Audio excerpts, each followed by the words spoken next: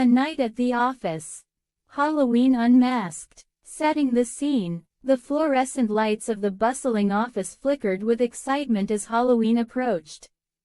Nestled in a mid-sized city, the sleek glass structure of Eastwood Marketing glowed against the backdrop of an overcast sky.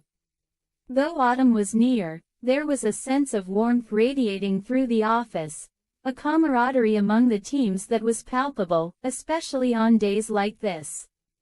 As the date drew closer, murmurs of the upcoming Halloween party filled the air.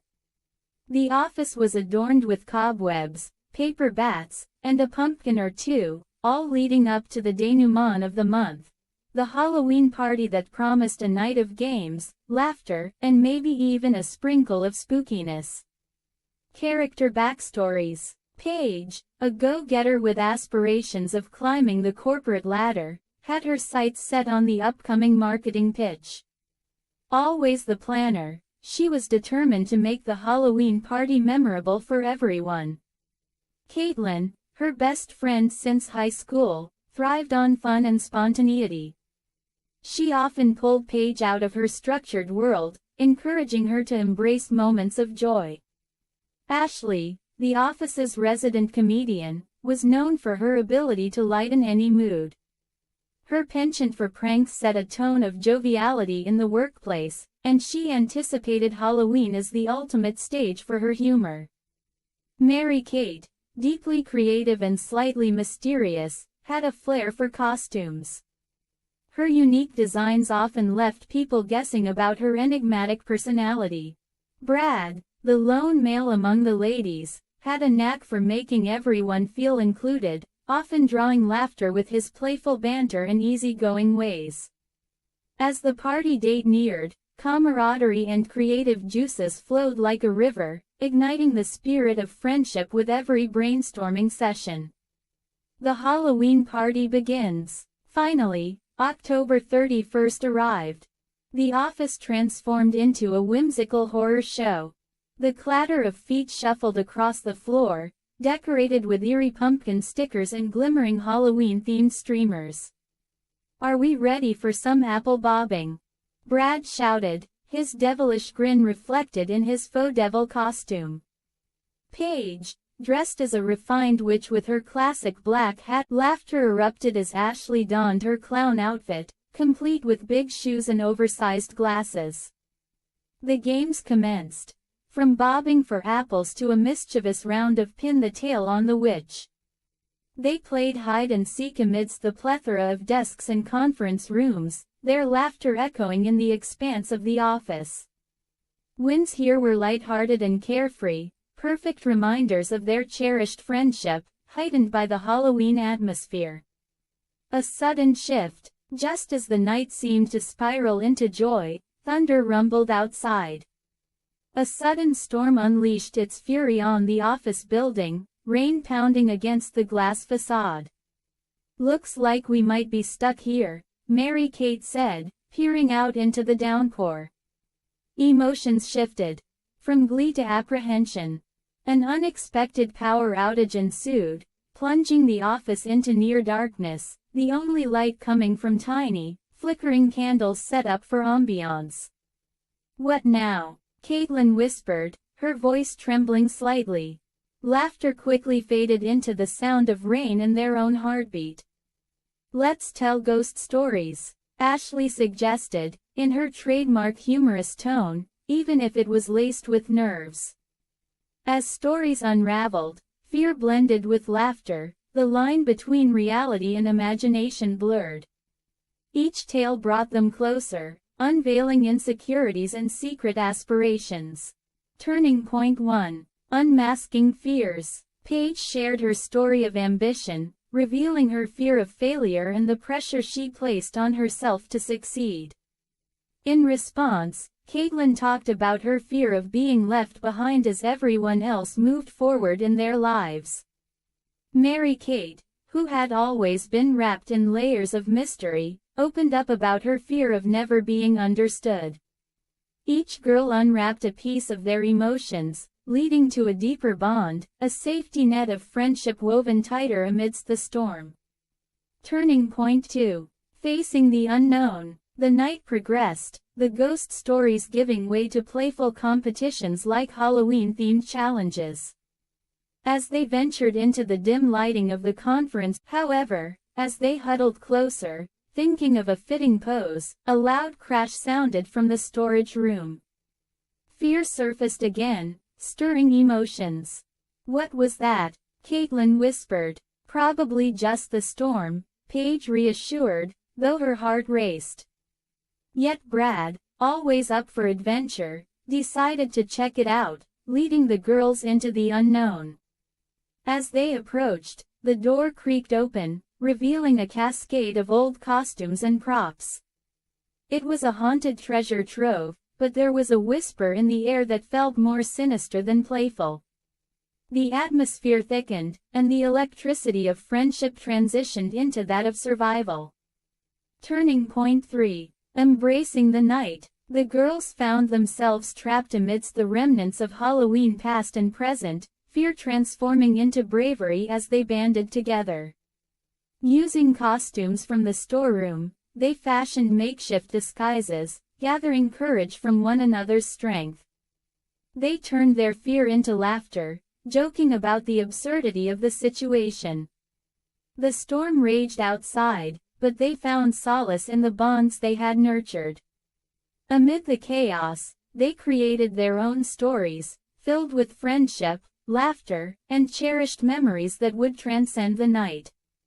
Resolution. The morning after, as dawn broke, the storm's fury subsided, revealing a glistening world outside. They emerged from the confines of the office, theatrical laughter giving way to reflection. The experience reshaped their friendships, a vivid reminder of how fear can bind people together.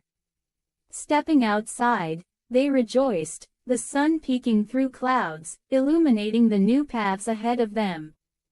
This was the best Halloween ever, Caitlin declared, and each girl nodded in agreement, knowing that the meaning of Halloween extended beyond costumes and candy. It was about forging friendships in darkest times and unmasking their true selves. As they left the office, memories of the storm marked the night as one of mystical connection, laughter, and growth, forever etched in their hearts. Epilogue. A year later. 1 year later, the echoes of that Halloween night lingered. Each girl, inspired, had made strides in their careers and relationships, honoring the lessons learned amid the storm. The next Halloween brought the promise of new stories, new costumes, and an abiding friendship that had only grown stronger.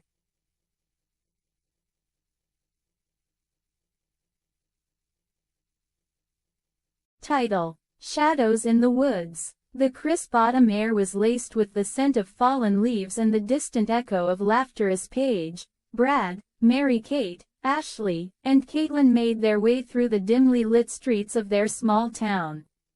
Halloween had always been a time of excitement, but this year felt different. The air was thick with an unsettling tension, as if the very trees whispered secrets of the night. Dressed in their costumes, Paige as a witch, Brad as a vampire, Mary-Kate and Ashley as matching ghosts, and Caitlin as a mischievous cat, they were ready for a night of trick-or-treating. The girls wore tight jeans that hugged their figures, a stark contrast to the playful innocence of their costumes. As they walked, the flickering streetlights cast long shadows, and the rustling leaves seemed to murmur warnings. "Did you hear about the murders?" Brad asked, his voice low, almost conspiratorial. The group fell silent, the laughter fading into an uneasy quiet. "They say a serial killer is on the loose. They found the last victim in the woods." "Stop it, Brad. You're ruining Halloween," Caitlin shot back, though her eyes darted nervously towards the darkened trees lining the street. "Yeah, it is just a story," Mary-Kate added, though her voice trembled slightly. "Right." But as they approached the edge of the woods, the atmosphere shifted. The trees loomed like sentinels, their gnarled branches reaching out like skeletal fingers. The path ahead was shrouded in darkness, and the faint sound of rustling leaves seemed to beckon them closer. "Let's take a shortcut through the woods," Paige suggested, her adventurous spirit igniting a spark of courage in the group. "It'll be fun." Reluctantly, they agreed, the thrill of adventure outweighing their fears. As they stepped into the shadows, the world outside faded, replaced by an eerie silence. The moonlight barely penetrated the thick canopy above, casting ghostly shapes on the ground. "Trick or treat," Ashley called out, her voice echoing in the stillness, but the woods offered no reply. Instead, a chill crept up their spines, and the feeling of being watched settled over them like a heavy cloak. Suddenly, a rustle broke the silence, and they froze. A figure emerged from the shadows, cloaked in darkness, its face obscured. The girls gasped, instinctively huddling closer together. "Who's there?" Brad called out, his bravado faltering.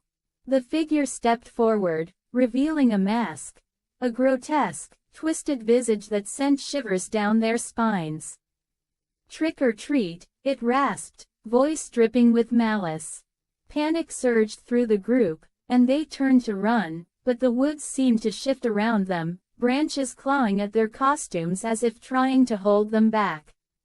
They stumbled deeper into the darkness, hearts racing, the laughter of the night replaced by the pounding of their own fear. "Where are we?" Caitlin cried, her voice breaking. "We're lost." "Just keep moving," Paige urged, her mind racing. They had to find a way out, but the trees seemed to close in, the path twisting and turning in ways that defied logic. As they ran, the sound of footsteps echoed behind them, relentless and haunting. The figure was gaining on them, its presence a dark shadow that loomed ever closer. They could hear its breath, ragged and heavy, as it whispered their names, taunting them. Paige, Brad, Mary, Kate, Ashley, Caitlin. The woods felt alive, the shadows shifting and swirling, and the girls' laughter from earlier now felt like a distant memory. They stumbled upon a clearing, moonlight spilling onto the ground, illuminating a circle of ancient stones. In the center lay a pile of candy, untouched and glistening in the pale light. "Candy," Ashley whispered, her eyes wide with confusion. "Why is it here?" "Don't touch it," Brad shouted, but it was too late. Caitlin had already stepped forward, drawn by the allure of the sweets. As she reached for a piece, the ground trembled, and the shadows deepened. The figure emerged from the darkness, its mask now a grotesque grin. "You've chosen your fate," it hissed, and the air grew thick with dread. In that moment, the girls understood. The woods were a trap, a place where lost souls lingered, and the candy was a lure for the unwary. They turned to flee, but the shadows twisted around them, pulling them into the depths of the forest. As the night wore on, the town outside continued its Halloween festivities, unaware of the terror lurking just beyond the trees. The laughter of children echoed in the distance, but in the woods, the only sound was the rustle of leaves and the whispers of the lost. And somewhere, deep within the shadows, the figure waited, its mask glinting in the moonlight, ready for the next group of trick-or-treaters to wander too far into the dark.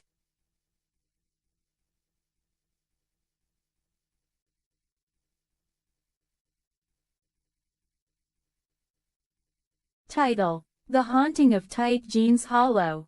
In the quaint town of Willow Creek, Halloween night was a much-anticipated event, where ghosts and ghouls roamed the streets, and pumpkins grinned mischievously.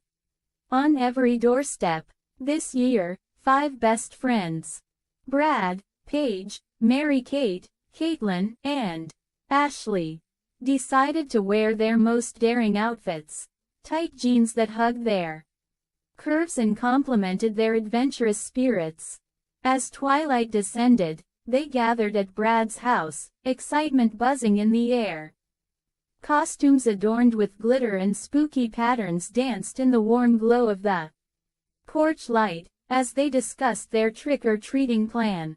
"Here's the map," Brad declared, unfolding a paper stained with candy smudges that marked the best houses in town. "Let's hit the old Miller place," Paige suggested, pointing at a dark, foreboding house at the edge of town. Legends spoke of witches and ghouls lurking there, and the thrill of fear only added to their excitement. As they ventured into the night, the air grew cooler, and the trees whispered secrets. Laughing and teasing one another in their tight jeans, the girls felt invincible. With every door they knocked, candy poured into their bags. Ghosts and goblins darted past them, and for a moment, they forgot all worries, until a strange noise echoed from the Miller house. "Did you hear that?" Caitlin whispered, her eyes wide with fear. "It's just the wind," Ashley reassured, but her voice had a tremor. As they neared the house, a sudden gust of wind sent shivers down their spines. "Let's just take a peek," Brad urged bravely, leading the charge. The door creaked open, revealing a dark hallway that seemed to stretch endlessly into the shadows. "Maybe we should turn back," Mary-Kate said, her voice shaky as she clutched her bag of candy tightly, but curiosity drove them forward.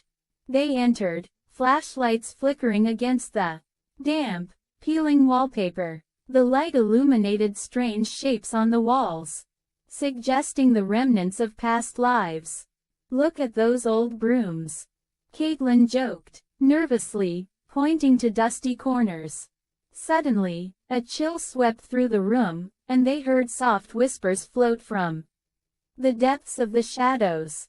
"We should go," Ashley said, her heart pounding, but their feet were glued to the floor by an unseeable force. The lights dimmed, and a chilling figure emerged. Spectral figures of witches and ghosts danced in the air, surrounding the group in a haunting swirl.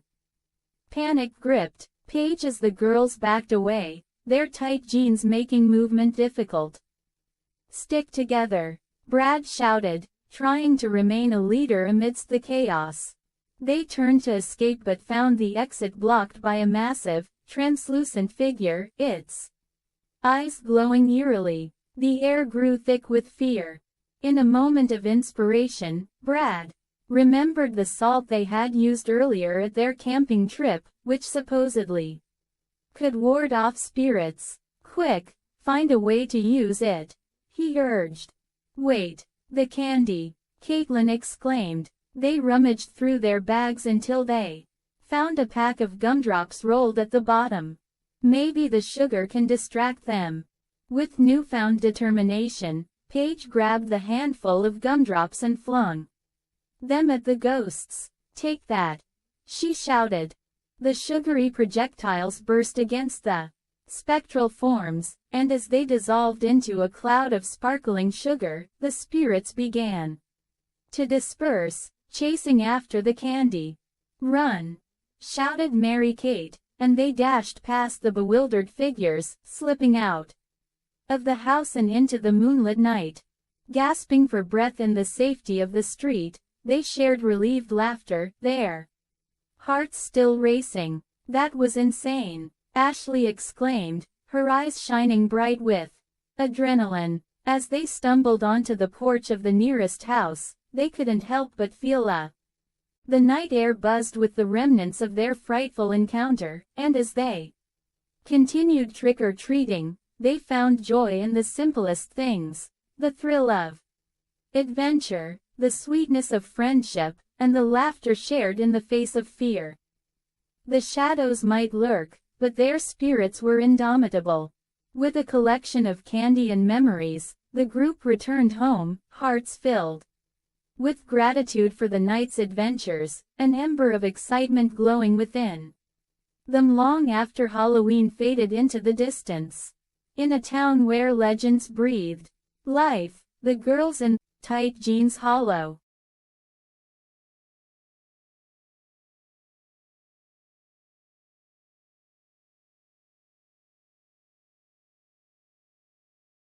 Title: The Last Feast. The air was electric with excitement as the annual Halloween party kicked off at the local gymnasium. The walls were decked with cobwebs, and the faint sound of a rock band echoed through the hall. Among the crowd, two friends, Max and Lila, stood out in their vibrant costumes. Max was dressed as a vampire, complete with a flowing cape, while Lila sported a witch's hat and a pair of tight jeans that accentuated her curves, drawing the attention of many. As the night wore on, the music grew louder, and the atmosphere thickened with a sense of impending doom. Unbeknownst to the partygoers, a sinister presence lurked in the shadows, waiting for the perfect moment to strike. Suddenly, the lights flickered, and a chilling scream pierced the air. Panic erupted as the crowd scrambled for the exits, but the doors were locked tight. Max and Lila exchanged terrified glances, realizing they were trapped. Just then, a figure emerged from the darkness. A maniacal killer, wielding a gleaming knife, his eyes filled with madness. The partygoers fell one by one, their screams echoing in the night, until only Max and Lila remained. "Over there!" Lila shouted, pointing to a window. They dashed toward it, but the killer was hot on their heels. As they reached the window, they climbed out just in time, narrowly escaping the clutches of death. They landed in a dark alley, breathless and shaken. "Where do we go now?" Max panted, glancing back at the gym, where chaos reigned. "Let's find somewhere safe," Lila replied, her heart racing. They stumbled upon a nearby fast food joint, its neon lights flickering invitingly. Inside, the Halloween party was in full swing, but the atmosphere felt off. The staff were handing out free cheeseburgers, but the smell was oddly rancid. Max and Lila hesitated, but their stomachs growled in protest. They grabbed a couple of burgers and took a seat in the corner. As they bit into the greasy patties, a wave of nausea washed over them. "Something's not right," Lila said, her face paling. Just then, a commotion erupted as other patrons began to collapse, clutching their stomachs in agony. "Poisoned!" Max shouted, realizing the horror of the situation. They rushed to the back, where they discovered the staff disposing of the bodies, chopping them up to replace the poisoned burgers. "What the hell?" Lila gasped, her eyes wide with disbelief. The realization hit them hard. The fast food joint had turned into a cannibalistic nightmare. The scent of blood filled the air, and the remaining customers, now driven mad by hunger, began to feast on the remains. "We need to hide," Max urged, pulling Lila into the bathroom. They locked the door, their hearts pounding as they heard the sounds of chaos outside. "Let's just stay here until it calms down," Lila suggested, and they began to kiss, trying to forget the horror outside. But the sounds of the cannibals grew louder, and soon they were banging on the bathroom door. "Now or never," Max said, and they pushed the door open just as a cannibal lunged forward.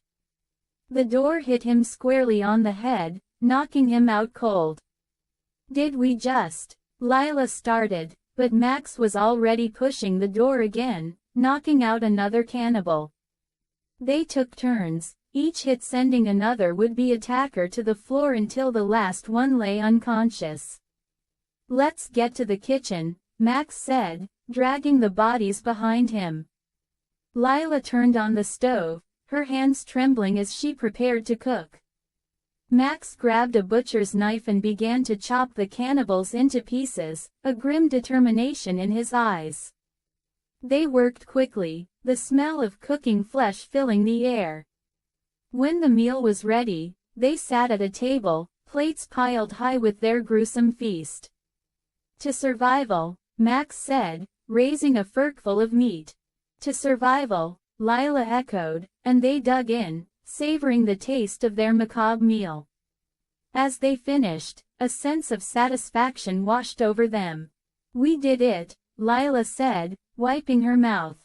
But as the last bite disappeared, Max looked at Lila with a strange hunger in his eyes. "You know, I think I could go for dessert," he said, a wicked grin spreading across his face. Before Lila could react, he lunged at her, and in a twisted turn of fate, she became the final meal in their dark tale. And so, in a world consumed by madness, Max and Lila became the last two survivors, wandering the earth together, their bond forged in blood, and succumbed to the inevitable starvation in a world devoid of humanity.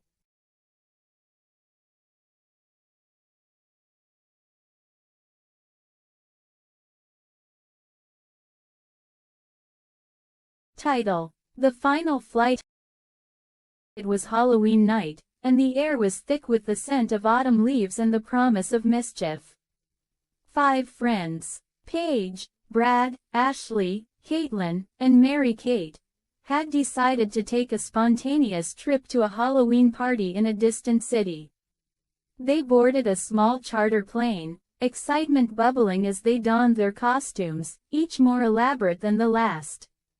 The girls wore tight jeans that hugged their curves, a playful nod to the festive spirit of the night.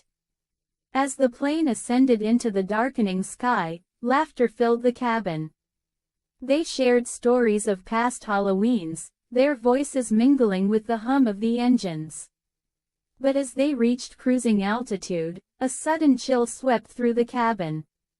The lights flickered, and an unsettling silence fell over the group. "Did you feel that?" Caitlin asked, her voice barely above a whisper. Before anyone could respond, a figure emerged from the shadows at the back of the plane. A masked killer, his eyes glinting with malice, lunged forward. Panic erupted as he brandished a knife, and one by one, the passengers fell victim to his wrath. The friends huddled together, fear gripping their hearts as they realized they were the last ones left. "Run!" Brad shouted, pushing the girls toward the front. But the killer was relentless, and in a horrifying twist, he leapt out of the plane, leaving it to spiral uncontrollably toward the ocean below. The plane crashed into the dark waters of the Bermuda Triangle, the impact sending shockwaves through the air. The friends emerged from the wreckage, disoriented and terrified. They swam to shore, gasping for breath as they crawled onto an uncharted island, the moon casting an eerie glow over the landscape. "Where are we?" Ashley asked, her voice trembling. "I don't know, but we need to stick together," Paige replied, scanning the dense woods that surrounded them. The island was thick with trees, their twisted branches reaching out like skeletal fingers. As they ventured deeper into the woods, the sound of rustling leaves and snapping twigs echoed around them. The girls, still in their tight jeans, moved cautiously, their hearts racing with every sound.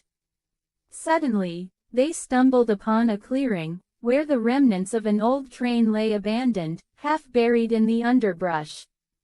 "This must be a part of the legend," Caitlin whispered, recalling tales of lost travelers who vanished in the triangle. "They say the spirits of those who died here still roam." Before they could process the weight of her words, the ground shook beneath them. From the shadows emerged the killer, his mask glistening in the moonlight. "You thought you could escape," he taunted, his voice dripping with malice. The friends turned to run, but the woods seemed to close in around them. They darted through the trees, their breaths coming in ragged gasps. The killer pursued them relentlessly, his laughter echoing through the night. In a desperate bid for survival, they stumbled upon a hidden path that led to a cliff overlooking the ocean. The waves crashed violently against the rocks below, a dark abyss that mirrored their fear. With nowhere left to run, they faced the killer, their backs against the edge. "Why are you doing this?" Mary-Kate shouted, her voice breaking. "Because I can," he replied, stepping closer, the knife glinting ominously in the moonlight. Just as he lunged, the ground beneath them crumbled. The friends screamed as they tumbled down the cliffside, the world spinning around them. They landed in a thicket of bushes, bruised but alive. The killer, however, lost his footing and plummeted into the depths below. As they caught their breath, the realization of their survival washed over them. They were lost, yes, but they were alive. The island was a maze of danger, but they had each other. With the moon as their guide, they began to navigate the treacherous terrain, determined to find a way off the island and escape the horrors of that Halloween night.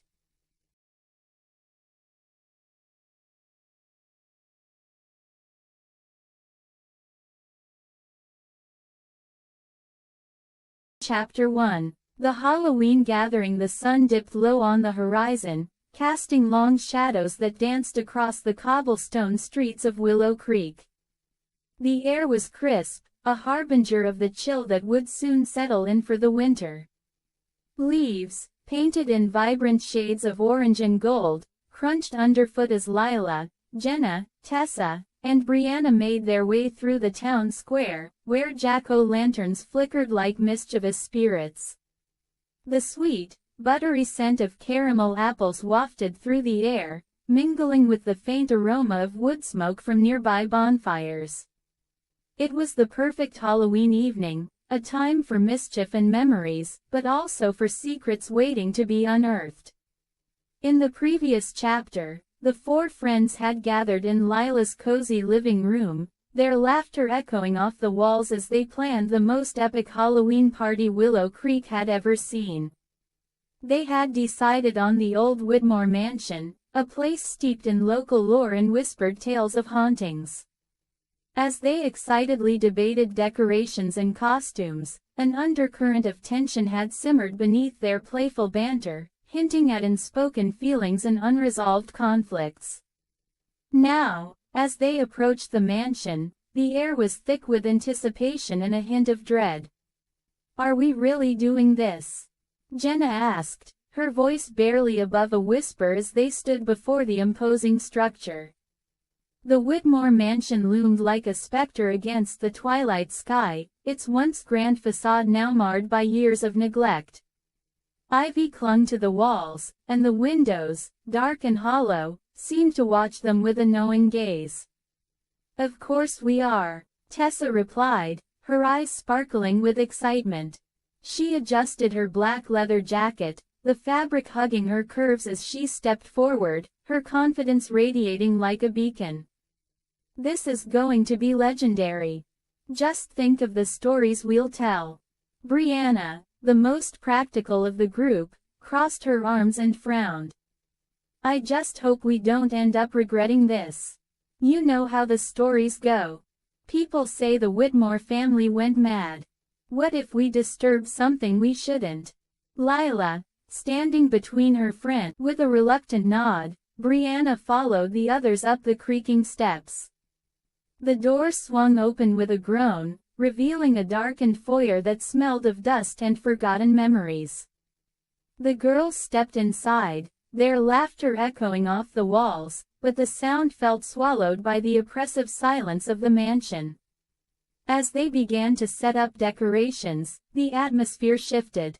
Lila hung strands of orange and black streamers from the ceiling, while Jenna arranged a collection of spooky candles on the mantelpiece. Tessa rummaged through a box of old costumes they had found in the attic, her fingers brushing against the fabric as she pulled out a tattered witch's hat. "Look at this," Tessa exclaimed, holding it up triumphantly. "I'm totally wearing this tonight." Brianna rolled her eyes but couldn't suppress a smile. "You look like you just crawled out of a horror movie." "Exactly." Tessa grinned, her enthusiasm infectious. "That's the point." As they continued to decorate, Lila felt a pull toward the attic, a curiosity that gnawed at her. "I'll be right back," she announced, heading toward the narrow staircase that spiraled upward into darkness. The others barely noticed as they bickered over the best way to arrange the candles. The attic was a realm of shadows, filled with the scent of aged wood and dust motes that danced in the faint light filtering through a grimy window. Lila stepped cautiously, her heart racing with a mix of excitement and trepidation. She scanned the room, her gaze landing on a weathered trunk tucked away in the corner. It looked as if it hadn't been opened in decades. As she approached, the floorboards creaked beneath her feet, and she hesitated, glancing back toward the staircase. The laughter of her friends felt distant, a reminder of the warmth and light below. But the trunk beckoned her, a siren call of mystery.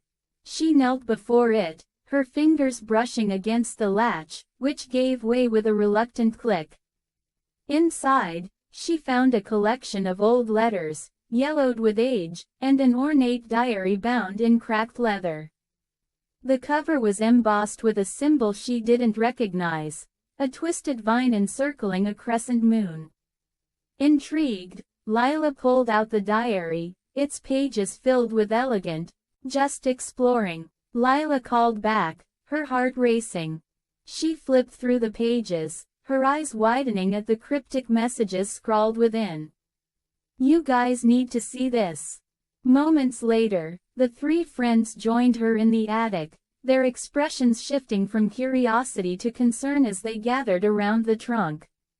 Tessa leaned over Lila's shoulder, her eyes scanning the pages. "What is this? It looks like some kind of journal." "It belonged to someone named Eliza Whitmore," Lila said, her voice barely above a whisper. "She wrote about strange occurrences in the house. Voices, shadows, things moving on their own." Brianna's brow furrowed. "This is just a bunch of old stories. It doesn't mean anything." "Maybe not," Lila replied, her fingers tracing the delicate drawings of ghostly figures. "But look at this." She turned the page, revealing a sketch of the mansion, its windows dark and foreboding, surrounded by twisted trees. "She mentions a hidden room, a place where something terrible happened." Tessa's eyes sparkled with excitement. "This is amazing. We have to find it. Or we could just leave it alone," Brianna suggested, her voice laced with apprehension. "We don't need to go digging into the past." But Lila felt a thrill of adventure coursing through her veins. What if we could uncover the truth? What if there's more to the Whitmore story than just ghost tales? Jenna, caught up in the moment, nodded eagerly. "I'm in. Let's find this hidden room." Brianna sighed, her expression torn. "Fine, but if we find something creepy, I'm out of there." As they delved deeper into the diary, the atmosphere shifted, the air thickening with unspoken fears and desires. Lila felt the weight of the crisp autumn air of Willow Creek was alive with the sounds of laughter and music, a stark contrast to the eerie whispers of the past that lingered in the old mansion. Lila, Jenna, Tessa, and Brianna had stumbled upon a hidden diary in the attic, its pages filled with cryptic messages and unsettling drawings from a girl named Eliza, who had lived in the mansion over a century ago. As they prepared for their Halloween party, the thrill of the unknown mingled with the sweet scent of caramel apples, but the diary's dark secrets loomed over them like a shadow, hinting at a mystery that was far from resolved. The party had begun with a flurry of excitement. Costumed guests filled the grand hall, their laughter echoing off the high ceilings, while the flickering candlelight cast dancing shadows on the walls. Lila stood at the center of it all, her heart racing with a mix of exhilaration and anxiety. She glanced at the diary resting on the table, its leather cover worn and cracked, as if it held the weight of the secrets it contained. "Are you sure we should be sharing this?" Jenna asked, her voice barely audible over the music. She fiddled with the hem of her witch costume, her dark hair cascading over her shoulders like a waterfall of ink. "What if it freaks everyone out?" Tessa, dressed as a ghost with a flowing white sheet, rolled her eyes. "Come on, Jenna, it's Halloween. This is the perfect time to tell ghost stories. Besides, it is just a diary. What's the worst that could happen?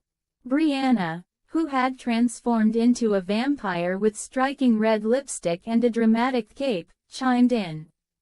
Let's just read a few entries. It'll be fun. If anything, it'll make the night more memorable. Her eyes sparkled with mischief, and Lila couldn't help but smile at her enthusiasm. As the girls gathered their friends around, Lila opened the diary, the pages crackling softly as she turned them. The first entry was dated October 31, 1892. The handwriting was elegant yet shaky, as if the writer had been gripped by fear. Dear reader, Lila began, her voice steady despite the fluttering in her stomach. Tonight, I feel a presence in the house. It watches me as I sleep, and I can hear whispers in the wind. I fear I am not alone. The room fell silent, the laughter fading into an uneasy stillness. Lila glanced up, catching the wide eyes of her friends and the guests, their expressions a mix of intrigue and apprehension. Who was Eliza?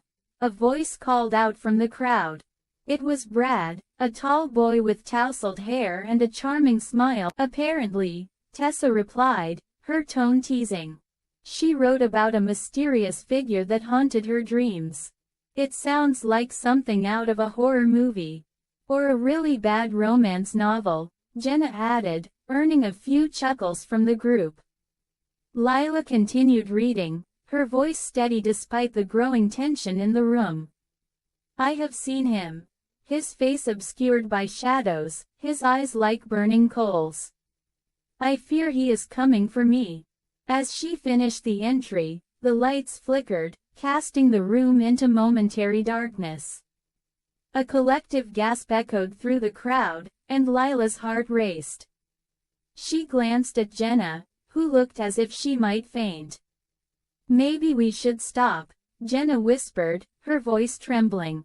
Before Lila could respond, a sudden gust of wind swept through the room, rattling the windows and sending a chill down her spine. The candles flickered violently, and the music stuttered to a halt. What the hell? Tessa exclaimed, her eyes wide with shock. Is this part of the party? Someone shouted, but the laughter had died, replaced by a palpable tension that hung in the air like a thick fog. Brad, Lila called out, her voice rising above the chaos. She turned to find him, but he was gone. Panic surged through her as she scanned the room, her heart pounding in her chest. Where did he go? I don't know, Jenna replied, her voice rising in pitch. He was just here. The guests began to murmur, their faces a mixture of confusion and fear. Lila felt a knot tighten in her stomach. The diary's warnings echoed in her mind, and she couldn't shake the feeling that something was terribly wrong. Let's split up and look for him, Tessa suggested, her voice steady despite the fear in her eyes. He can't have gone far. Are you sure that's a good idea? Brianna asked, her voice wavering.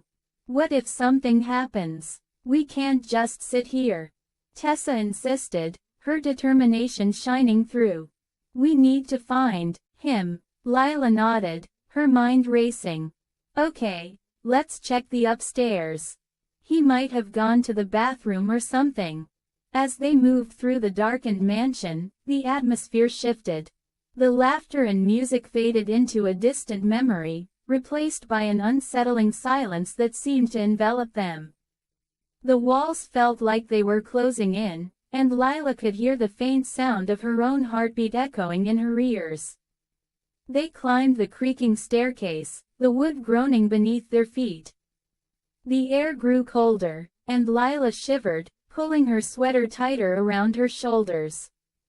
She glanced at Jenna, who was trailing behind, her face pale and drawn. Are you okay? Lila asked, concern flooding her voice. I don't like this, Jenna admitted, her eyes darting around as if expecting something to leap out at them. What if the diary is right? What if there really is something in this house? Don't think like that, Tessa said, her voice firm. We'll find Brad, and then we can all laugh about this later. They reached the second floor, where the hallway was dimly lit by flickering sconces. Lila felt a chill run down her spine as she approached the first door on the left. It was slightly ajar, and she could see shadows moving inside. "Brad," she called, her voice barely above a whisper. "Are you in there?" No response. Tessa pushed the door open, and they stepped inside the room, which was filled with dust and cobwebs. The air was thick with the scent of mildew, and Lila wrinkled her nose in disgust. The room was empty, save for an old rocking chair that creaked ominously as if someone had just vacated it. "Where could he be?" Brianna muttered, her voice tinged with worry. "Let's check the next room," Lila suggested, her heart racing. They moved down the hallway, peering into each room, but Brad was nowhere to be found. Chapter 3. The search for Brad. The air in Willow Creek had shifted since the previous night, the crisp autumn breeze now carrying a weight of uncertainty. Lila, Jenna, Tessa, and Brianna had gathered at the old mansion, their hearts racing with excitement and trepidation. The Halloween party had been a whirlwind of laughter and music, but it had taken a dark turn when the lights flickered ominously, and Brad vanished into the shadows. The diary they had discovered, filled with Eliza's haunting words, now felt like a sinister prophecy. As the girls stood in the dimly lit foyer, the echoes of their friends' laughter faded, replaced by an unsettling silence that wrapped around them like a shroud. "Okay, we need to find him," Lila said, her voice steady despite the tremor in her hands. She gripped her flashlight tightly, the beam cutting through the darkness like a lifeline. "He can't be far." Jenna nodded, her eyes wide with fear. What if he's in trouble? We can't just leave him here." Tessa, always the pragmatic one, took a deep breath. "Let's split up. We'll cover more ground that way. Just stay close to each other, okay? And if you find anything, shout." Brianna hesitated, glancing at the staircase that spiraled into darkness. "What if we find something we're not supposed to?" "Like what?" Tessa shot back, her voice sharp. "A ghost. We're already in a haunted mansion. We need to focus on finding Brad." With a shared look of determination, the four friends nodded in agreement. They each took a flashlight and ventured into the mansion's depths, the creaking floorboards beneath their feet echoing their growing dread. The air was thick with dust and the faint scent of mildew, a reminder of the years the mansion had stood abandoned. Silence answered her, heavy and oppressive. She turned to Jenna, who was peering into a small room off the hallway. "What's in there?" "Just an old sitting room," Jenna replied, her voice barely above a whisper. "But it looks like no one's been in here for ages." Lila stepped inside, the beam of her flashlight revealing a dust-covered sofa and a coffee table cluttered with yellowed newspapers. One headline caught her eye. "Mysterious disappearances plague Willow Creek." Her heart raced as she scanned the article, detailing the strange occurrences that had plagued the town over a century ago. "Guys, you need to see this." Tessa and Brianna joined them, peering over Lila's shoulder. "What does it say?" Tessa asked, her brow furrowed. "It talks about a girl named Eliza," Lila said, her voice trembling. "She went missing, just like Brad. They think she was taken by something." Brianna shivered, glancing around the room as if expecting the shadows to come alive. "We need to keep looking. We can't let fear stop us." They left the sitting room and continued down the hallway, their flashlights flickering against the peeling wallpaper. The mansion felt alive, each creak and groan a reminder of the secrets it held. As they moved deeper into the house, the atmosphere grew heavier, the air thick with an unshakable tension. "Let's check the basement," Jenna suggested, her voice barely above a whisper. "If he's anywhere, it might be down there." "Are you sure?" Tessa asked, her eyes darting nervously. "What if we find something we don't want to?" "We have to try," Lila insisted, her determination hardening. "We can't leave him." They made their way to the basement door, a heavy wooden barrier that seemed to resist their touch. Lila pushed it open, the hinges creaking in protest. A musty smell wafted up from the darkness below, and she hesitated for a moment, her heart pounding in her chest. "Stay close," she said, leading the way down the narrow staircase. The beam of her flashlight illuminated the damp stone. At the bottom of the stairs, they found themselves in a dimly lit cellar, the floor littered with broken crates and discarded furniture. Lila's heart raced as she scanned the room, searching for any sign of Brad. "Brad!" she called again, her voice echoing off the walls.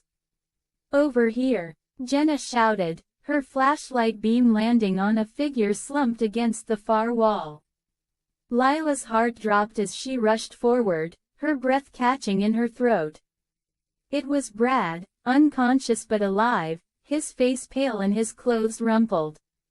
"Brad!" Lila knelt beside him, shaking his shoulder gently. "Wake up, please." Tessa and Brianna joined her, their faces etched with concern. "What happened to him?" Brianna asked, her voice trembling.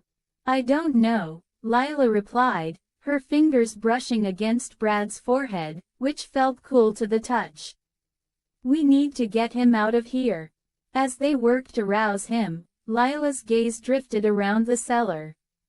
Strange symbols were drawn on the walls, their meanings lost to time but undeniably eerie. They looked like a mix of ancient runes and chaotic scribbles, a language that sent a shiver down her spine. "Do you think this has something to do with Eliza?" Tessa asked, her voice barely above a whisper.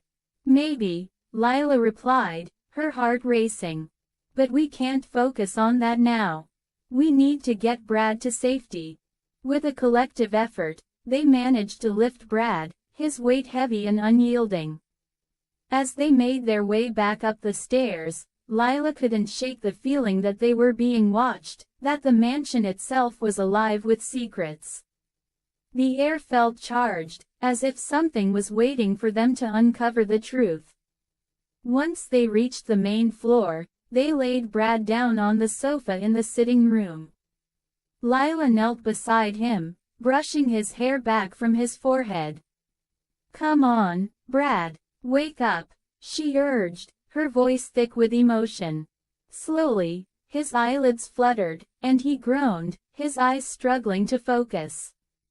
"Lila," he murmured, confusion Chapter 4 The truth revealed. The air in the mansion was thick with tension, a palpable weight that pressed against the girls' chests as they knelt beside Brad, who lay unconscious on the cold, stone floor of the cellar.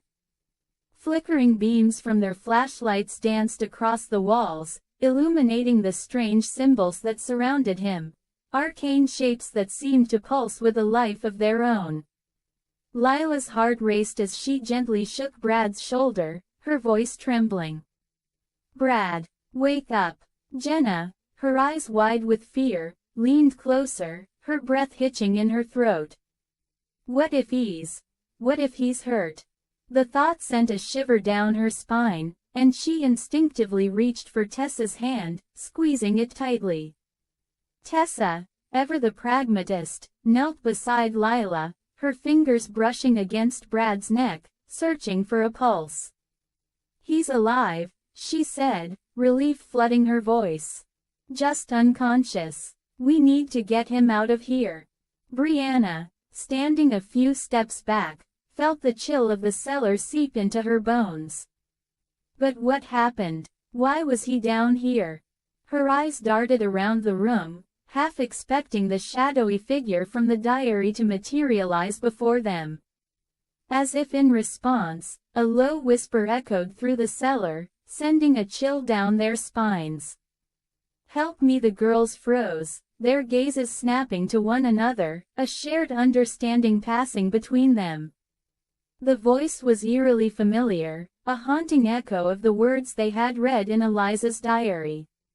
It was a call for help, a plea that transcended time.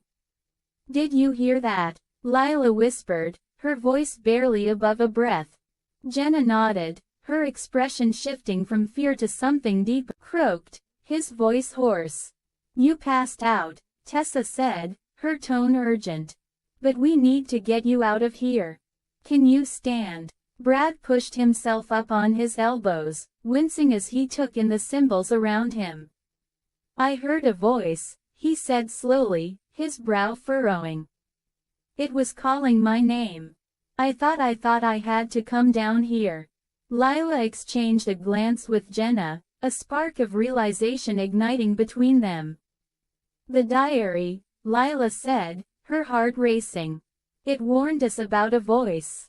It's connected to Eliza." Jenna's eyes widened, and she took a step back, her breath quickening. "I've been having visions," she confessed, her voice barely above a whisper. "Of Eliza's life. I thought they were just dreams, but what do you mean, visions?" Brianna pressed, her curiosity piqued despite the fear still gnawing at her. Jenna hesitated, her gaze dropping to the floor as if the weight of her revelation was too much to bear. "I see her. Her life, her pain.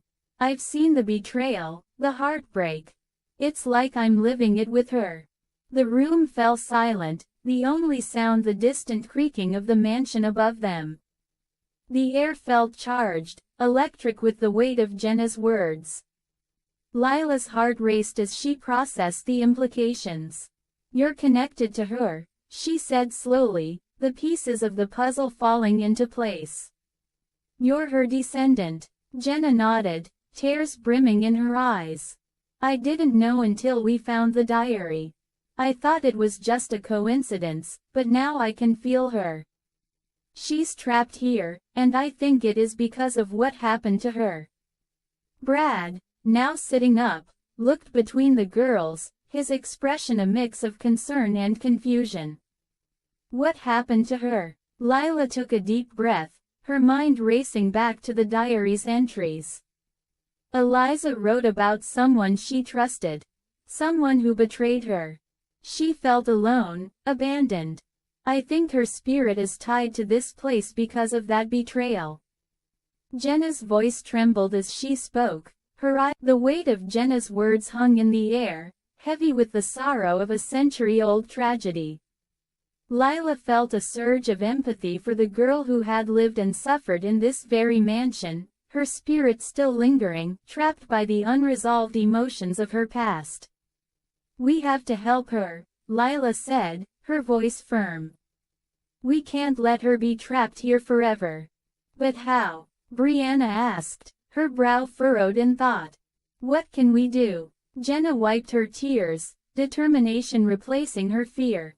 "We need to confront the betrayal. I think if we can find out who it was and what really happened, we can help her move on." Tessa nodded, her expression resolute. "Then let's do it. We owe it to her." As they helped Brad to his feet, the atmosphere shifted, a sense of purpose igniting within them.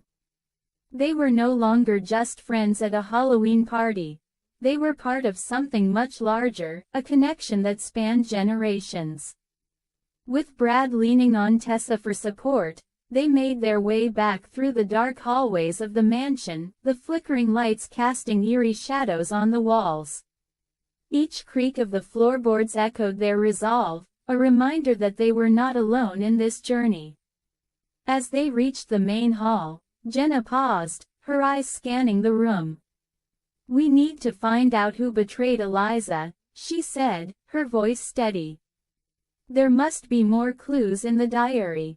Lila nodded, her heart racing with anticipation. "Let's go back to the attic." There might be more entries we missed.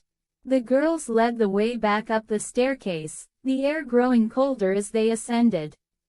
The attic door creaked open, revealing the dimly lit space filled with dust and forgotten memories. The diary lay on the floor where they had left it, its pages fluttering as if beckoning them closer. Jenna picked it up, her fingers trembling as she opened it to the last entry they had read. "There has to be something here," she murmured, flipping through the pages. "Something that tells us who betrayed her." As she scanned the entries, Jenna's voice trembled as she read aloud. "He promised to protect me."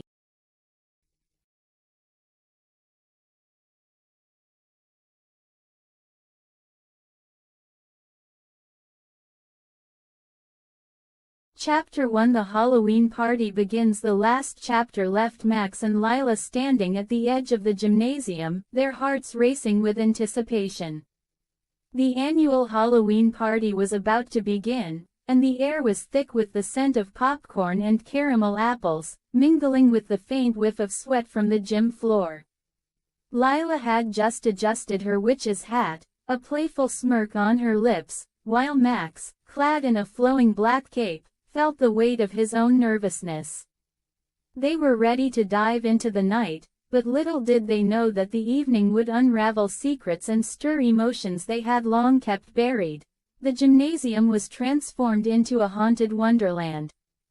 Strings of orange and purple lights twinkled like stars against the darkened walls, illuminating the cobwebs that draped from the ceiling like ghostly veils. The rhythmic thump of a rock band reverberated through the hall, mixing with the laughter and chatter of partygoers. Max could feel the energy pulsating around him, a living thing that thrummed in time with his racing heart. "Are you ready for this?" Lila asked, her voice barely audible over the music. She leaned closer, her breath warm against his ear, sending a shiver down his spine. The way her eyes sparkled under the dim lights made his stomach flip. "Ready as I'll ever be," he replied, forcing a grin that didn't quite reach his eyes. He was excited, yes, but there was an undercurrent of anxiety that he couldn't shake. Tonight was more than just a party. It was a chance to confront the unspoken tension that had been building between them for months. As they stepped further into the crowd, Max caught sight of their friends mingling, each one lost in their own costumes. There was Jake, dressed as a zombie, his face painted a sickly green, and Sarah, who had gone all out as a glamorous vampire queen. Lila's laughter rang out as she spotted them, her voice cutting through the noise like a bell. "Look at Jake. He's terrifying," she exclaimed. "Let's get a drink," he suggested, hoping to distract himself from the thoughts swirling in his mind. He led her toward the refreshment table, where a cauldron bubbled with a mysterious green punch. The smell of citrus and something sweet wafted through the air, mingling with the scent of candy corn and chocolate. "Do you think it is safe to drink?" Lila asked, eyeing the punch warily. She leaned closer, her witch's hat tilting precariously. "What if it is actually poison?" Max laughed, the sound bubbling up from his chest. "If it is, at least we'll go out together. A vampire and a witch, destined to meet their end at a Halloween party." "Now that's a story I'd like to tell," she replied, her eyes sparkling with mischief. She poured herself a cup, the liquid sloshing over the rim. "Cheers to our tragic fate." "Cheers," he echoed, clinking his cup against hers. As they drank, the punch was surprisingly refreshing, a burst of citrus that danced on his tongue. He watched her sip, the way her lips curled around the rim, and felt a familiar warmth spreading through him. "Let's dance," Lila shouted suddenly, her energy infectious. She grabbed his hand, pulling him toward the makeshift dance floor where a crowd had gathered. The music pulsed louder, a driving beat that seemed to resonate with the very core of the night. Max hesitated for a moment, his heart racing for reasons beyond the excitement of the party. Dancing with Lila had always been a thrill, but tonight felt different. The air was charged with something unspoken, a tension that crackled between them like static electricity. But as she twirled away from him, her laughter ringing out, he couldn't resist. He joined her, moving to the rhythm, their bodies swaying in sync. The world around them faded, the lights blurring into a kaleidoscope of colors. Lila's movements were fluid, her witch's hat bobbing with each twist and turn. Max felt alive, caught in the moment, but the weight of his feelings pressed down on him like a heavy cloak. "Isn't this amazing?" Lila shouted over the music, her eyes wide with excitement. "I love Halloween. It's definitely something," he replied, his voice barely above a whisper. He wanted to tell her how much he loved seeing her like this, how her joy lit up the room, but the words caught in his throat. As the song shifted to a slower tempo, Lila stepped closer, her body brushing against his. The warmth radiating from her scent, lost in the music and the moment. "Max," she said softly, her voice barely audible. "Can I tell you something?" His heart raced. "Of course. What's on your mind?" She hesitated, her gaze flickering away as if searching for the right words. "I've been thinking a lot about us lately." The air thickened with unspoken possibilities. Max's breath caught in his throat. "Us. Yeah," she said, her cheeks flushing slightly. "I mean, we've been friends for so long, and I don't know. I feel like there's something more between us." His heart soared, but doubt crept in. "Lila, are you sure? I mean, what if it ruins everything? Isn't it worth the risk?" she asked, her eyes searching his. "I don't want to pretend anymore. I want to know if we could be something more." The music faded into the background as he processed her words. The tension between them had always been there, simmering just beneath the surface, but he had been too afraid to acknowledge it. What if they took that leap and fell? What if they didn't? Before he could respond, a loud crash echoed through the gymnasium, shattering the moment. The crowd turned, gasping as a group of rowdy teenagers stumbled into the room, knocking over decorations and sending a table of snacks tumbling to the floor. Lila's eyes widened, and she instinctively stepped back, breaking the connection they had forged in that fleeting moment. "Great," Max muttered, frustration bubbling beneath the surface. "Just what we needed. Let's go check it out," Lila suggested, her adventurous spirit shining through. "Maybe we can help clean up."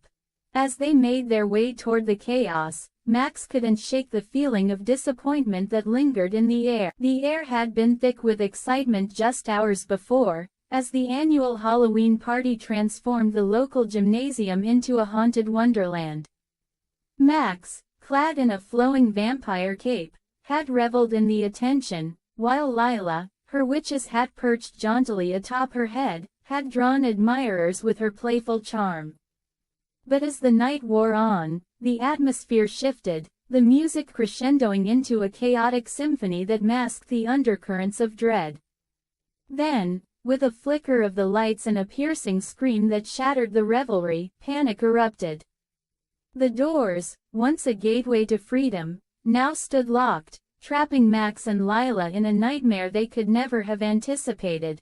Max's heart raced as he scanned the room, the vibrant colors of costumes now dulled by the shadows creeping in from the corners.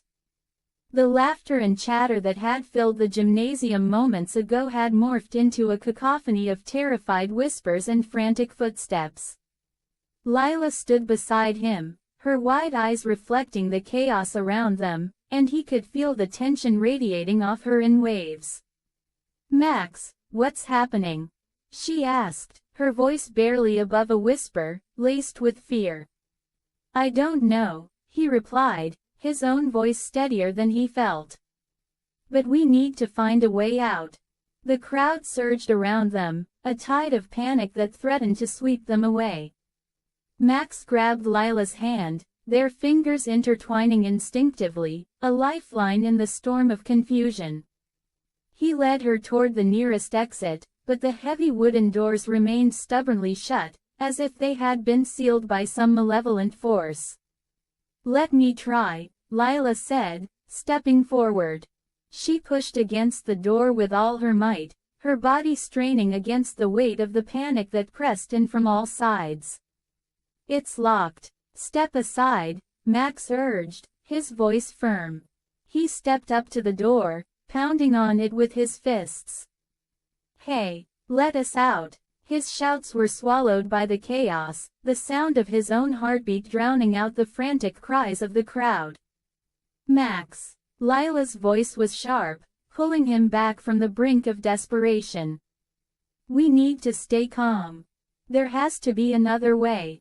He turned to her, her gaze softened, and he could see the flicker of fear in her eyes, but also a determination that ignited something within him. "You're right. But panicking won't help us. Let's think." Max took a deep breath, forcing himself to focus. The gymnasium was a labyrinth of shadows and flickering lights, the decorations that had once seemed festive now taking on a sinister air. Cobwebs hung like veils from the ceiling, and the eerie glow of jack-o'-lanterns cast dancing shadows across the floor. He could hear the distant thrum of the band, now muffled and distorted, as if the music itself was being consumed by the darkness. "Maybe there's a window or something," he suggested, glancing around. "We can break it if we have to. Or we could look for the emergency exit," Lila countered, her voice steadying him. "There should be one somewhere." Max nodded, grateful for her calmness. Together, they pushed through the throng, weaving between costumed partygoers who were now a mix of fear and confusion. The air was thick with the scent of sweat, spilled drinks, and the faintest hint of something metallic that sent a shiver down his spine. As they moved deeper into the gym, the lights flickered again, plunging them into darkness for a heartbeat before returning, but this time, the atmosphere felt heavier, charged with an unspoken dread. Max caught a glimpse of a figure lurking in the shadows, a flash of something dark and menacing, but when he turned to look, it was gone. "Did you see that?" he asked, his voice low, urgency creeping in. "See what?" Lila replied, her brow furrowed in confusion. "Nothing," he said quickly, shaking his head. "Let's just keep moving." They reached the far end of the gym, where a set of double doors stood slightly ajar. A flickering emergency light illuminated the exit sign, casting an eerie glow that beckoned them forward. Max pushed the door open, the hinges creaking ominously as they stepped into the dimly lit hallway beyond. The corridor was narrow, lined with peeling paint and flickering fluorescent lights that buzzed overhead. The air felt cooler here, a stark contrast to the stifling heat. "Do you think anyone else made it out?" Lila asked, her voice barely above a whisper. "I don't know," he replied, glancing back toward the gym. "But we can't wait around to find out." They moved cautiously down the hallway, the sound of their footsteps echoing in the stillness. Max's heart raced, each beat a reminder of the danger lurking behind them. He could feel Lila's presence beside him, a steadying force that kept him grounded even as fear threatened to consume him. Suddenly, a loud crash echoed from behind them, followed by a chorus of screams. Max spun around, his heart pounding in his chest. "What was that?" "I don't know, but we need to keep going," Lila urged, her grip tightening around his hand. They hurried down the corridor, the walls closing in around them as they searched for an escape. The flickering lights cast long shadows that danced menacingly, and Max couldn't shake the feeling that they were being watched. He glanced over his shoulder, half expecting to see the dark figure from before, but the hallway was empty. "Max, look!" Lila pointed ahead, her voice filled with urgency. At the end of the corridor, a door stood slightly ajar, a sliver of light spilling out into the darkness. "Let's check it out," he said, leading the way. As they approached, the door creaked open, revealing a small room filled with dusty boxes and old gym equipment. The air was stale, tinged with the scent of mildew and neglect. "Is this a storage room?" Lila asked, peering inside. "Looks like it," Max replied, stepping cautiously into the space. "Maybe there's something we can use to get out of here." As they rummaged through the boxes, the tension in the air thickened. Max's fingers brushed against something cold and metallic, and he pulled out a rusted crowbar. "This might work," he said, holding it up triumphantly. "Good thinking," Lila said, her eyes brightening. "Now we can break a window if we have to." Just then, a loud thud echoed, escaped to the fast food joint. The air had been thick with the scent of popcorn and cheap cologne, the kind that clung to the walls of the gymnasium like a bad memory. Max and Lila had been caught in the whirlwind of laughter and music, their costumes vibrant against the backdrop of swirling shadows. But that night had twisted into a nightmare, the flickering lights and the chilling screams still echoing in their minds as they sprinted through the chaos. They had narrowly escaped the clutches of a maniacal killer, their hearts pounding in sync as they leapt through the window, the shards of glass glinting like stars in the moonlight. Now, in the dim alley behind the gym, they leaned against the cold brick wall, gasping for breath. The neon lights of a nearby fast food joint flickered like a beacon of hope, casting a garish glow on their pale faces. The smell of fries and burgers wafted through the air, a stark contrast to the metallic tang of fear still lingering on their tongues. "Did that really just happen?" Lila's voice trembled, her witch's hat askew, strands of hair sticking to her forehead. She looked at Max, her eyes wide and glistening with unshed tears. "Yeah," Max replied, his voice hoarse. He ran a hand through his tousled hair, the vampire cape hanging loosely around his shoulders. "We need to get inside. It's not safe out here." They stumbled toward the entrance, the bright lights of the fast food joint offering a false sense of security. As they pushed through the door, the familiar jingle of the bell above echoed in the empty space, a stark contrast to the chaos they had just escaped. The interior was a cacophony of colors. Yellow and red plastic seats, a counter lined with greasy menus, and the faint hum of a soda machine in the corner. "Do you think he followed us?"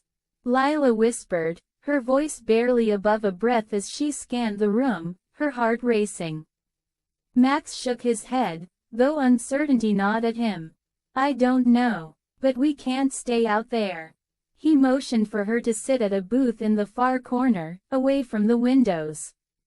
They slid into the booth, the vinyl seats sticky beneath them, a reminder of the world they had just escaped.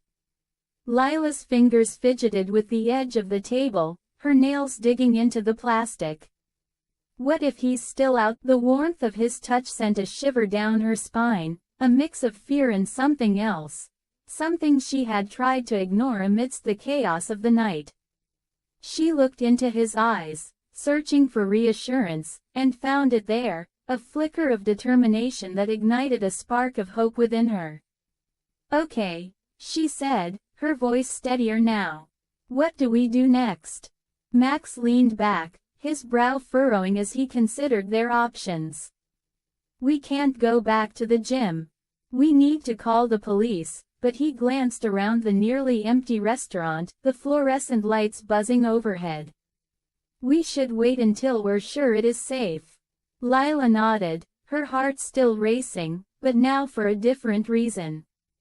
"What if we just stayed here for a while? Until we know it is clear." "Yeah, that sounds good," Max agreed, though the tension in his shoulders didn't fully dissipate. He glanced at the menu hanging above the counter, the colorful pictures of burgers and fries suddenly looking unappetizing. You want anything? Just a soda, she replied, her stomach churning.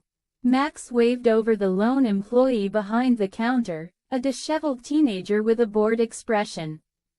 2 sodas, please, he said, trying to keep his voice light. As the employee shuffled away, Lila leaned forward, her voice dropping to a whisper. Max, what if we never get out of this? What if we're stuck in this nightmare forever? He met her gaze, the weight of her words settling between them. We will get out of this.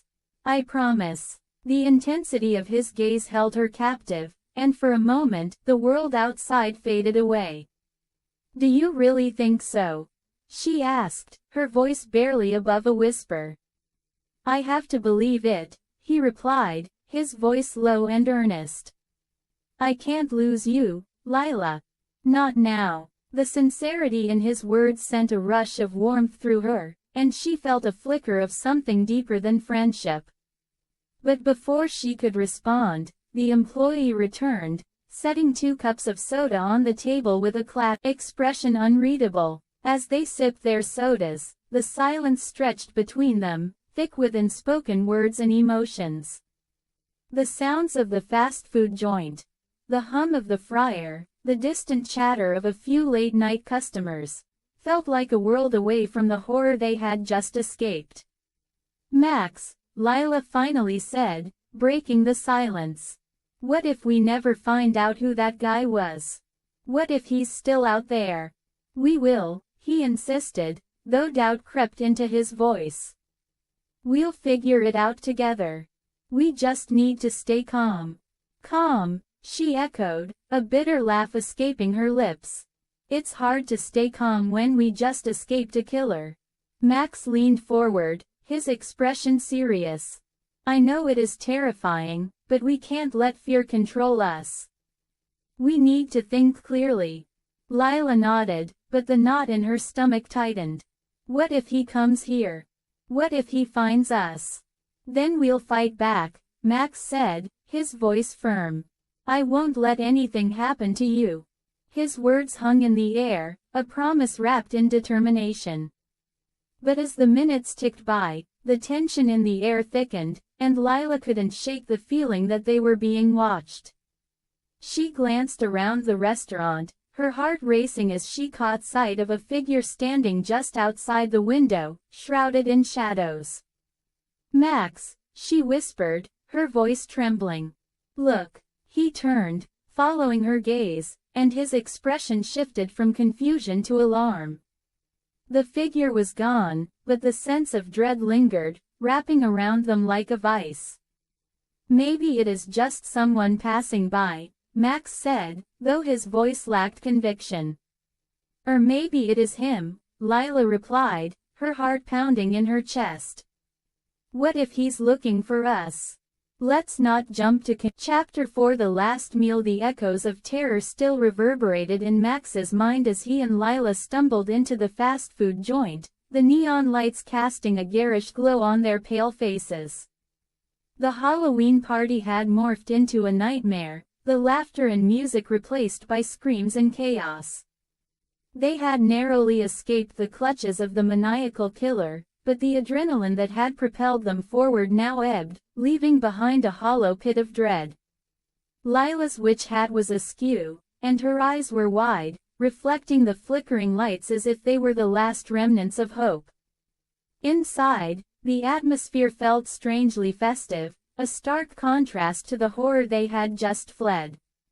The staff, clad in grease-stained uniforms, moved with an unsettling cheerfulness, handing out free cheeseburgers to the few patrons who remained. The smell wafting from the kitchen was oddly rancid, a sickly sweet odor that clung to the back of Max's throat. He exchanged a wary glance with Lila, who wrinkled her nose in distaste. "Do you smell that?" she whispered, her voice barely audible over the clattering of trays and the sizzle of frying patties. "Yeah," Max replied, his stomach churning. "It's off." But their stomachs growled in protest, a reminder of the adrenaline-fueled escape that had left them both famished. They approached the counter, hesitating as the cashier, a young woman with a vacant smile, slid 2 greasy burgers across the counter. "Enjoy," she chirped, her eyes devoid of any real warmth. Max picked up the burger, its bun glistening with an unappetizing sheen. He glanced at Lila, who was already taking a tentative bite, her expression shifting from uncertainty to a grimace. He followed suit, sinking his teeth into the greasy patty. The taste was overwhelming, an odd mix of flavors that should not have been together. In the back of the kitchen, a door swung open, revealing a dimly lit room. Max squinted, trying to make sense of what he was seeing. A figure emerged, hunched over a table, their hands moving frantically. The sound of a dull thud echoed through the air, followed by a sickening squelch.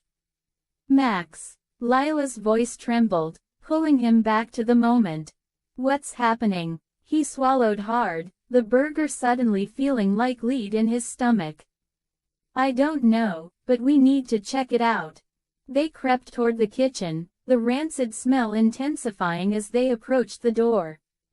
Max's heart raced, each beat echoing in his ears like a warning. He pushed the door open, and the sight that greeted them was enough to freeze the blood in his veins. The room was a macabre scene. Tables were strewn with what looked like meat, but it was the way it was arranged that made Max's stomach turn. Chunks of flesh lay scattered, and in the corner, a large bin overflowed with what could only be described as body parts. The realization hit him like a punch to the gut. These were not ordinary burgers. Max Lila's voice was barely a whisper, her eyes wide with horror. They're using people." He felt bile rise in his throat. "We need to get out of here," he said, his voice shaking. But as they turned to leave, the kitchen door slammed shut behind them, locking them in.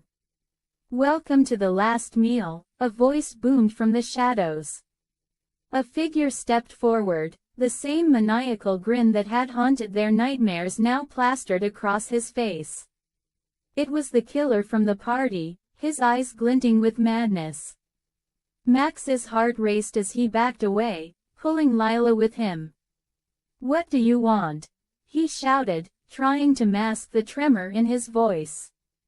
"Just a little fun," the killer replied, his tone dripping with sadistic glee. "You see, we've run out of fresh meat, and you two look like you'd make a delicious addition to the menu." Lila's grip tightened on Max's arm, her breath quickening. "We won't let you," she said, her voice steadier than she felt. "Killer," and the thought of facing him sent a chill down his spine. "We can't let him win," he whispered to Lila, determination igniting within him. "We have to fight." "Fight," Lila echoed, her eyes darting around the room. "With what? We're outnumbered." "Not if we turn the tables," Max said, a plan forming in his mind. "We can use their own weapons against them." He spotted a large butcher's knife on the counter, gleaming ominously under the fluorescent lights. "Distract him," he instructed Lila, his voice low and urgent. "I'll grab the knife." Lila nodded, her expression a mix of fear and resolve. She took a step forward, her hands raised as if to placate the killer. "Hey, why don't you come over here and have a taste of your own medicine?" The killer's eyes narrowed, intrigued by her boldness. "What do you mean?" Max seized the moment, darting toward the counter. He grabbed the knife, its weight reassuring in his hand. He turned just in time to see Lila back away, the killer advancing on her with a predatory gleam in his eyes. "Lila, now!" Max shouted, brandishing the knife. Lila lunged to the side, narrowly avoiding the killer's grasp. Max charged forward, adrenaline surging through him as he swung the knife. The blade sliced through the air, narrowly missing the killer's shoulder. "Foolish children!" he roared, anger flashing across his face. "You think you can escape?" Max's heart pounded in his chest as he and Lila fought to keep their distance. "We're not going to be your next meal," Lila shouted, her voice fierce. The killer lunged again, but this time, Max was ready. He sidestepped, using the momentum to drive the knife into the killer's side. The blade sank deep, and the man let out a guttural scream, his eyes wide with shock. Lila gasped, her hands flying to her mouth. "Max, you did it!" But the killer wasn't finished. With a wild swing, he knocked the knife from Max's hand, sending it clattering to the floor. "You think you can kill me?" he spat, blood seeping from the wound.